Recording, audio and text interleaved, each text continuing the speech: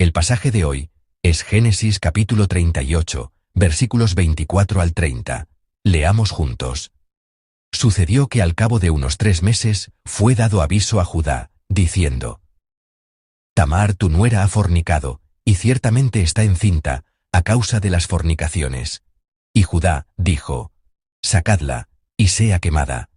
Pero ella, cuando la sacaban, envió a decir a su suegro: Del varón cuyas son estas cosas, estoy encinta.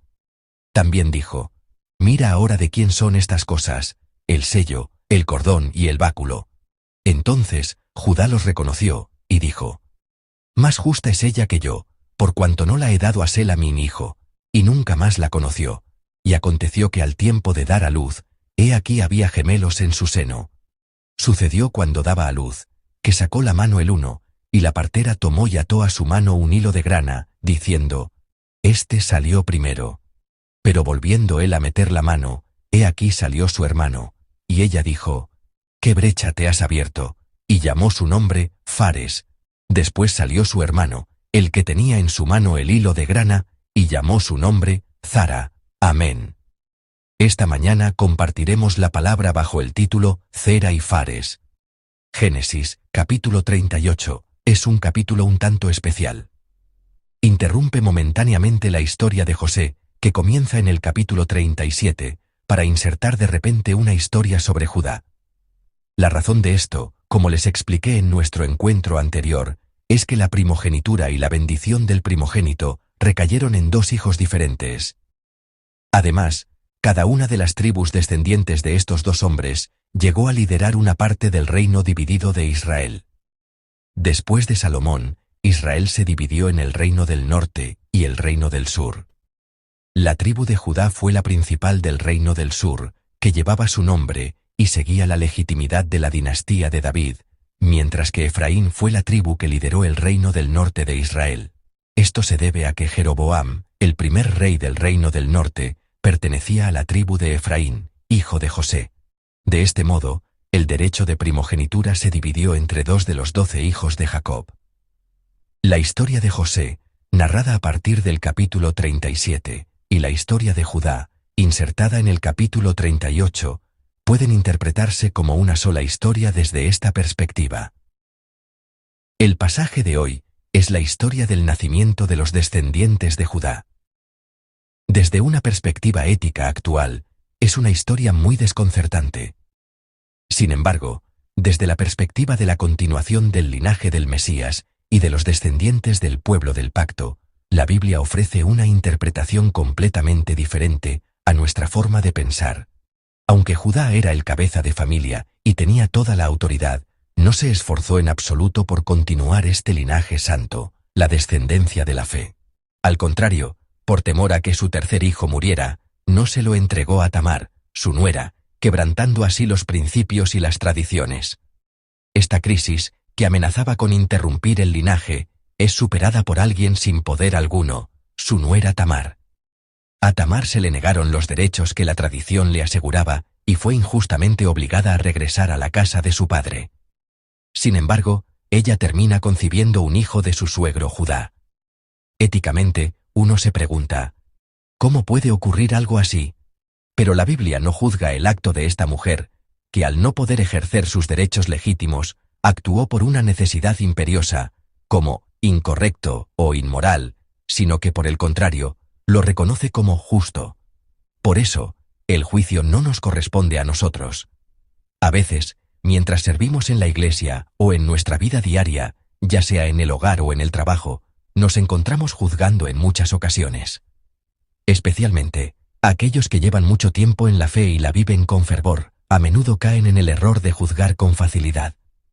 Es común oír juicios como: esa persona es así, y aquella de otra manera, pero el juicio no nos corresponde a nosotros. Dios no nos mandó a juzgar ni a condenar. El juicio le pertenece solamente a Dios. La condenación le pertenece solamente a Dios. Por lo tanto, lo que los creyentes debemos hacer no es juzgar quién tiene razón y quién no, sino simplemente dejarle el juicio a Dios y dedicarnos a servir y amar. El pasaje de hoy se puede entender más fácilmente si lo vemos como una escena que ocurre en un tribunal. En este pasaje, Judá desempeña el papel de juez y condena a muerte a su nuera Tamar. Leamos juntos el versículo 24. Sucedió que al cabo de unos 3 meses fue dado aviso a Judá, diciendo: Tamar tu nuera ha fornicado, y ciertamente está encinta a causa de las fornicaciones. Y Judá dijo: Sacadla, y sea quemada. Amén. A Judá le llegó la noticia del embarazo de su nuera.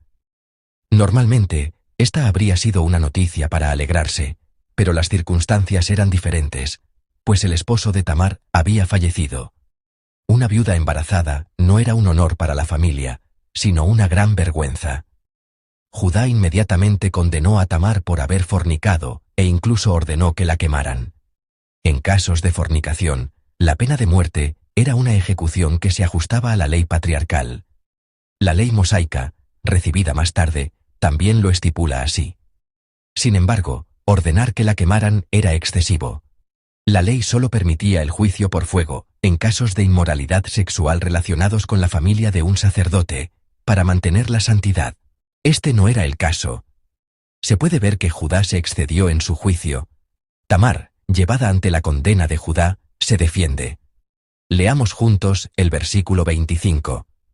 Pero ella, cuando la sacaban, envió a decir a su suegro: Del varón cuyas son estas cosas, estoy encinta.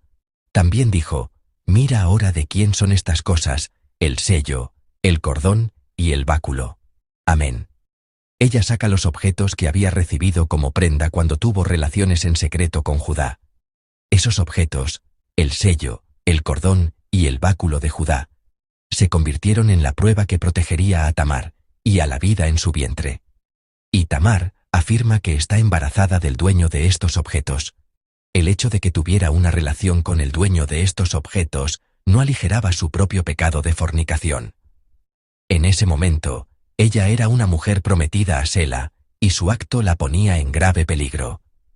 Sin embargo, la identidad del dueño de esos objetos podía cambiar por completo la sentencia, porque esos objetos pertenecían a la misma persona que estaba a punto de sentenciarla, al propio juez. ¿Cómo dictará sentencia Judá, quien tiene la autoridad para juzgar? Al ver esos objetos, ¿revocará su primera sentencia de «sea quemada» y actuará según su conciencia? Leamos juntos el versículo 26. Entonces Judá los reconoció y dijo: Más justa es ella que yo, por cuanto no la he dado a Sela mi hijo, y nunca más la conoció. Amén. La ira de Judá se calma de inmediato, porque reconoció que esas prendas eran suyas. Recordó el incidente de unos meses atrás, cuando se acercó a una prostituta en el camino. Si se condena y ejecuta a la mujer que fornicó, el hombre que cometió el mismo pecado también debe ser condenado. Este es el principio de la ley. Es decir, para condenar el pecado de Tamar, Judá también debía condenarse a sí mismo. Por causa de esas prendas, Judá revoca su primera sentencia y dicta que Tamar es más justa que él. Aunque la sentencia la declara, relativamente, más justa, en la práctica equivale a una absolución. La razón es que ella se vio orillada a tomar esa medida desesperada. Su pecado fue, en realidad, consecuencia de la propia falta de Judá. Al negarle a su hijo Sela cuando éste ya era mayor, Judá cometió una injusticia mayor, y fue su propia falta la que empujó a su nuera a esa situación. Por eso, Judá dictó sentencia con honestidad y franqueza, reconociendo su propia culpabilidad. Esta actitud de reconocer el propio pecado es admirable. A menudo, los problemas se agravan porque no somos capaces de reconocer nuestros propios errores. Cuando uno se encuentra en una posición de juzgar, debe examinarse a sí mismo con un criterio idéntico. No, de hecho, con un criterio mucho más estricto. Pienso que muchas dificultades de nuestra sociedad surgen precisamente de estos problemas. Cuando se tiene autoridad, uno debe juzgarse a sí mismo con un criterio mucho más estricto. Antes de examinar las faltas de los demás, uno debe ser capaz de reflexionar primero sobre sus propias faltas y debilidades. Solo así se puede ver al verdadero juez, nuestro Dios. Porque cuando Él nos juzgue, debemos habernos mirado a nosotros mismos con más rigor para poder recibir la alabanza de «bien, buen siervo y fiel». Por la providencia de Dios, una familia está superando la crisis de la extinción de su linaje. Y así, el linaje del Mesías que salvará a toda la humanidad continúa. 2 hijos murieron en la casa de Judá. Dios llena el vacío de esos 2 hijos enviando gemelos. La obra de Dios avanza de esta manera misteriosa y maravillosa. La Biblia, una vez más, continuará el linaje de la salvación no a través del orden de nacimiento, sino a través del hermano menor, Fares. Esto también muestra que la historia de la salvación no avanza por orden natural o por costumbres humanas, sino que es Dios quien gobierna y guía cada acontecimiento. Así, los descendientes de Fares llegarán a Booz, el esposo de Ruth, luego a Isaí, después a David, y en última instancia, al Mesías. Amados hermanos, lo que es justo y lo que es injusto no es algo que los seres humanos podamos juzgar fácilmente. La Biblia no condena a la nuera que concibió un hijo de su suegro como equivocada o incorrecta. Más bien, la evalúa como justa, más justa que su suegro. Cuando nos encontremos en una posición de poder, con la autoridad para juzgar a otros, debemos primero mirarnos a nosotros mismos y confiar el juicio final a Dios, el único y verdadero juez. Hay momentos en que algo es injusto a los ojos de los hombres, pero Dios lo declara justo. Y, por el contrario, hay momentos en que algo parece justo a los ojos de los hombres, pero Dios lo condena como injusto. No juzguemos a nadie, vivamos simplemente con compasión y amor, dejemos todo juicio en manos de Dios. Aquel que juzga, el único que puede juzgar, es nuestro Dios. Hoy, en lugar de condenar o juzgar precipitadamente a los demás, confiemos todo juicio a Dios y cumplamos fielmente la tarea que se nos ha encomendado, amar y servir. Oro en el nombre del Señor para que así sea, que todos nosotros como creyentes podamos vivir una vida donde se manifieste la justicia de Dios. Los bendigo en el nombre del Señor.